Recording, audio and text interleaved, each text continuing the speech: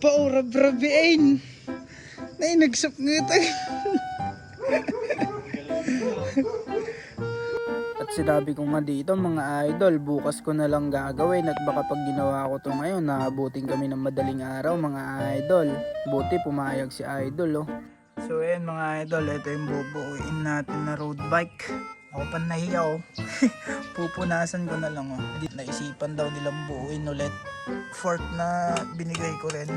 Carbon yan mga idol. Yan oh. Nakakahiya. Balikabok ko. Yan o, tignan nyo. Diba? Unahin natin yung kanyang RD mga idol.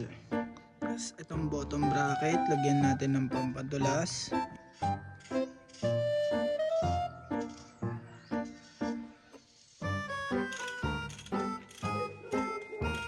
Pagkatapos ng bottom bracket, sunod natin tong kanyang crank.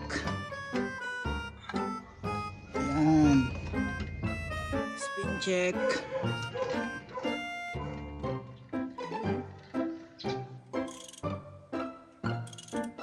Bali nalagay na natin yung STI niya mga idol, yan oh.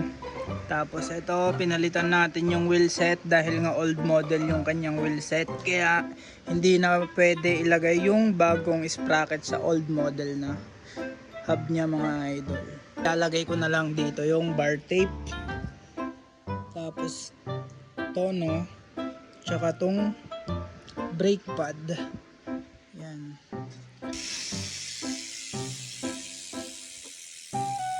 Habang ginagawa ko nga to mga idol, biglang may nagpasingit oh. Yan oh, papa-assemble niya daw yung wheelset niya. Kaya wala tayong magagawa dahil ito bukas pa naman kukunin. E di isingit na natin to. Kaya na 12 speed ata o Recam 12 speed mabalin. Kaso nga gamay natin ito problema, old model natin eh. Madi umanay iti agiji latest nga cogs. Sila ko nga isarwa na nga di dulo, madi na kagatan. Tabasit ato ini, kaya na di dakdak ko nga basta. Ano tin nakakarga dito 10 speed nga cogs.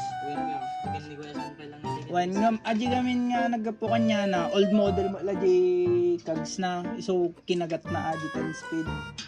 Ata 9 speed, di na kaya kagatan ta, barbaro nga model gamin nagita cogs nga basta. Apa yung problema na?